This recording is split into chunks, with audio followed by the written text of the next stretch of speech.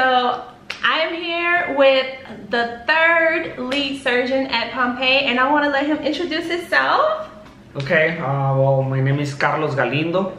Okay, I'm a lead surgeon now. I was in City West. I was in with Dr. Saucedo for a whole year, a little bit more maybe, as a assistant with him, was part of his team, and now I get to be the lead surgeon on my team, right? Some patients call me Dr. G. I think it's because it's easier that way, but I'm okay with that. Okay. And Dr. G, like I've already told you guys, was actually a part of my surgery, and unfortunately I didn't quite remember he was there. But we made up for it. Yeah, he's forgiven me. Okay. It happened, you know, slowly, right? It's not something that we can do like overnight. Like, okay, you know what? You're the new surgeon now. And of course, we cannot do that, and none of us would do that because we're dealing with lives, right? Right. The surgery is really complex. The only thing is because the patients only see the small incisions and starts walking 2 hours after surgery, that doesn't take off that it is a surgery, right? So when the spot opened up for the new lead surgeon, it was like before they were starting to talk about it, like, how do you feel? What do you think? Are you interested? Well, of course, right? And I don't know, it's something, at least for my part, it's something I really love. Okay, coming into work, not feeling like work, that's, what else can we ask for, right? That makes things so easier, and that reflects on the patient. You know, the patient are really smart, clever, they way ahead of you, so they can sense anything at all. As soon as we open up the door and we start like, hello, we introduce myself or something like that, they already got it, you know. So I think that's good, and I'm gonna think, right, that they offer me the position because they know my background. Of course, every surgeon needs recommendations, and the only recommendations come because you're doing a good job, you know? Yes. You're messing up. Correct. So that's like one thing that can go like fluidly if you're doing the right things, not acting bad or making bad decisions, nothing like that. Everyone should be like, at least like I am, right? I don't know if I'm doing this right, but I'm being honest. And because when I was in your surgery, you didn't like really remember me that much because, well, Dr. Saucedo was a star right there. But either way, I never felt like I wasn't important. I love that guy, you know. He's my boy, and I'm always going to be for him also. And that's when I first started, like telling you that it was like 1 week when we met each other, and it was a click. Yeah, and it is almost like 8 years from now. Oh, wow. Yeah, this is not something new. No, I know Saucedo way long. Oh, wow. So something very unique about Pompeii is that you guys offer in-house financing. Yes. When you took on the role as the third lead surgeon, was that something that was important, or? No, of course it's going to be important. You know, it's a big decision because, first of all, there are going to be some patients that cannot afford all the way, right? and we shouldn't be so, how can we say it, so greedy. That's the word, maybe. I don't know if that's the correct word of it, but we shouldn't lose that touch of caring for the patient, right? Oh, I will operate on a patient, but only if she pays or he pays full amount. No, that's not what medicine is about, right? Of course, don't get me wrong. We eat, we pay bills, everything. We're human beings, right?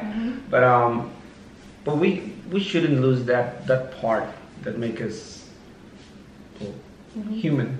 Okay, so if a patient need help and we can like help them, right? Well, what better way to the way that I can is performing surgery. That's what I do. That's what I love. That's what I like. And for me to do it on most humanitarian way, so put it that way, right? It's way better, right? It's always that we have to think about it, and every surgeon on Pompeii, it's like that. I think we'll have some similarities of it. I think that's what makes us unique. Yes, I think so. I agree. And I was actually an in-house financing patient. Oh, really? I didn't know. Yeah, I was. I didn't know. So it was like, I never knew that. I would never have known. Obviously, as a patient, I would not know something like that. But I never felt any different. I didn't feel like, oh my God, I only paid a certain amount and I have to pay a monthly bill now. I didn't feel like I was being treated any differently because I didn't know any different, and my experience was amazing. Well, that's good. You see, that's what I tell you. But, yeah. So the in-house financing is really, really good. And to be quite honest, it was one of the top things that kind of like qualified Pompeii for me, because at the time, you know, to put out a larger amount of money all at once, it is scary because you're already afraid of the fact that you're having to go out of the country. Then you're having to bring or send this large sum of money out of the country, not really knowing what to expect. So I think it actually soothes people's minds to have the option. And you know, I thank you for myself, and I'll thank you for all the other patients out there for dedicating your time and your passion and your love to doing this, you know, because you love it. Yeah, it's easy. It's easy. It doesn't feel like work. You know? Yeah. And you got a good experience. That's our main focus, right? Because we understand you're flying to another country. Maybe there are gonna be some rumors that, oh no, don't go there. But no, we're professionals. Yeah. We have all the degrees that any surgeon would have, and of course that well, we care about it. Right? Well, since you said that, tell me, like, what is your medical background? Like, give me a little insight into that. Well, since I was a little kid, I couldn't think another thing to be as a doctor. Oh, That was it, right? There wasn't no plan B for me. At least for me. I don't know the other ones, but I think everyone that goes into med school, it's like that, because it's really demanding, really a very jealous career. You cannot be a part of it. You cannot. It takes a lot of dedication. Yes, of course, time, a lot of time. My mom was her birthday and I couldn't be there, you know, because I was in the hospital, but she understood. But I'll make her up for her. And I studied at State University here in Tijuana, in Baja California. After that, I went 8 years there. I did my internship in my social service there, another 1 year, in 1 year also. After that, I did the national program exam for residency. We compete around each year. It's a year only. In each year, it goes like 60 or 65 medical doctors apply to it. Okay. Okay, but only get in 5,000 for all specialties, and surgery only takes 400 nationally, right? It's a really small amount of the total of doctors that apply to it. So we're really lucky, the ones that we really got in, right? And after that, I went to 4 more years of residency in Hospital Tijuana, or General Hospital of Tijuana. Okay. It's a great hospital for do a residency there, because you get trained a lot. You have so many patients that it's the only hospital in the state that can handle that volume, right? We have the Red Cross, we have the private practice, we have another government hospitals there, but that's the only one that only does that, right? Okay. So for us to be training in that hospital, it is a big difference. You know, when we get out, we are well prepared. Yeah, well trained of it, and I'm proud of it. Yeah. You know, and after that, during that period, of course, I got certified by the American College of Surgeons, the American Heart Association. I got certified in advanced trauma.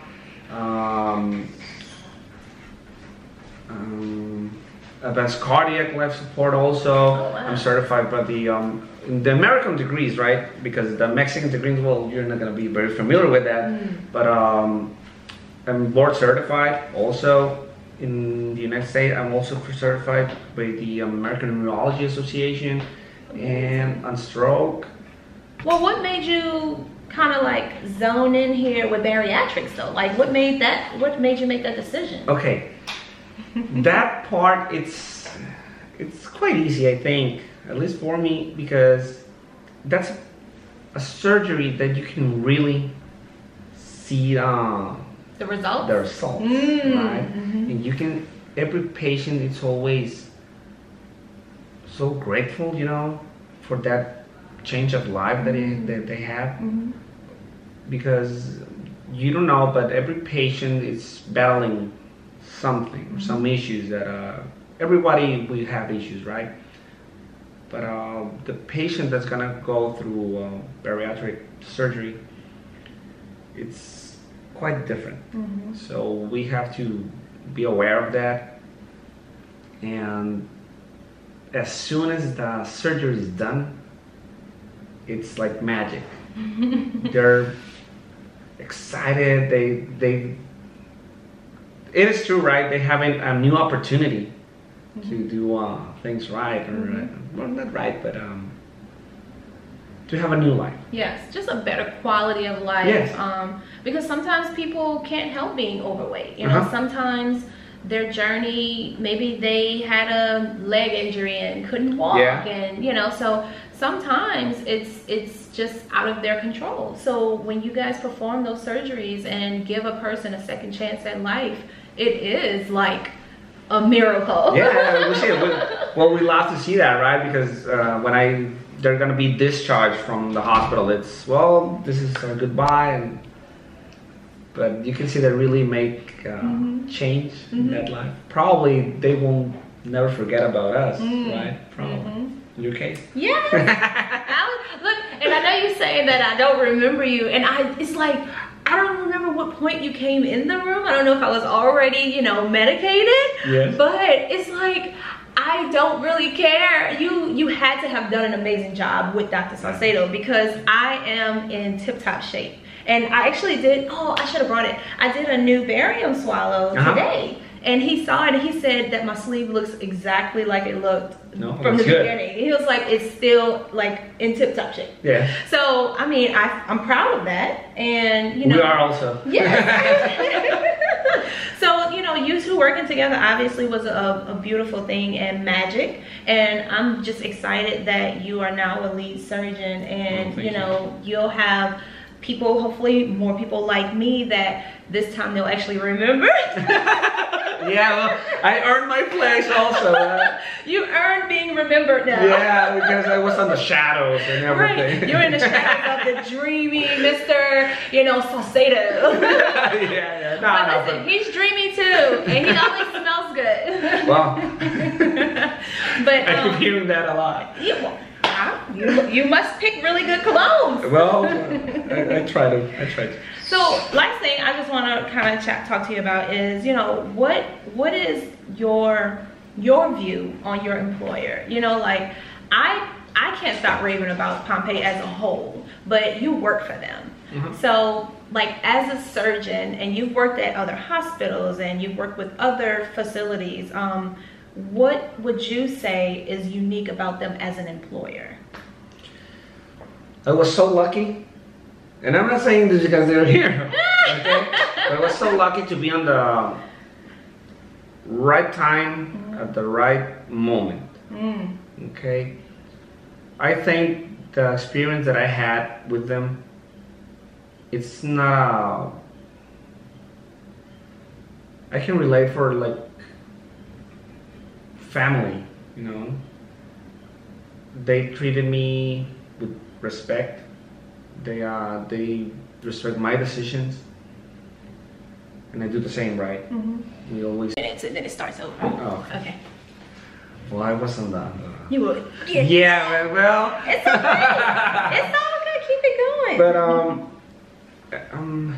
it, like I said before, it's not even feels like work. Mm. Okay, and I work in a lot of places, but this is unique.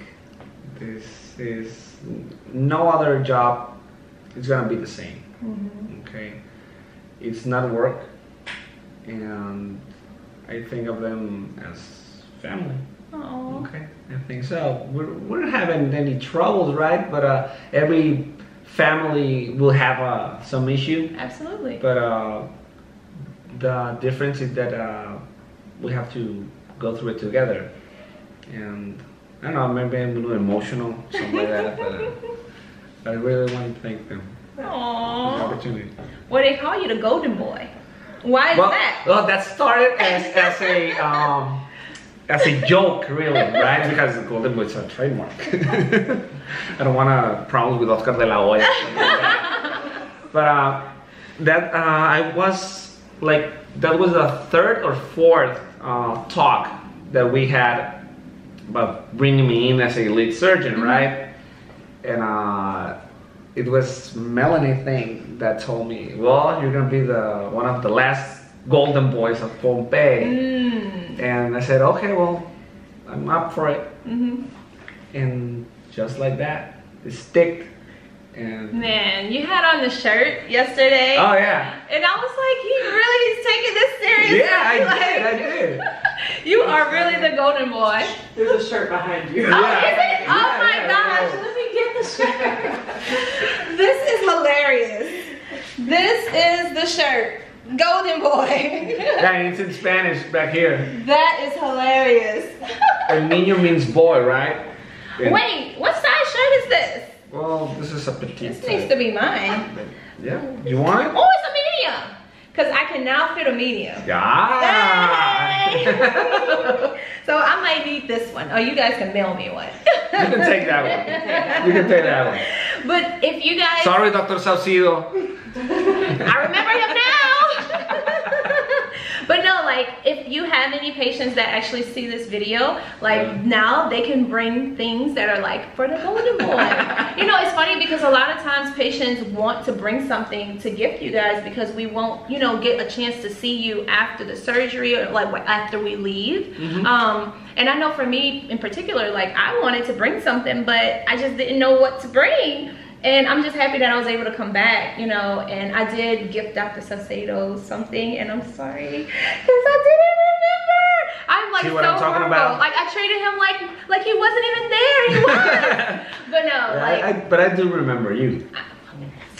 Okay. Don't tell me. You told me. Don't worry. You told me that it smelled good. So. Exactly. Well, I made up for it. Yeah. But I won't forget you at all. Okay. And if they let me have this, yeah, it is yours. Yes! It is yours. Okay. So for sure. But thank you so much for like chatting with me and taking the time to come out. I know you were working today, so I'm sure you're ready to like. It's the weekend. Yes, it is, but it's no worries. But thank you for like your magical hands, and I hope you continue to bless other lives, and that with Pompeii they continue to grow, and you continue to grow with them. No. All right. Thank you so much. Thank you. Okay, thank you very much.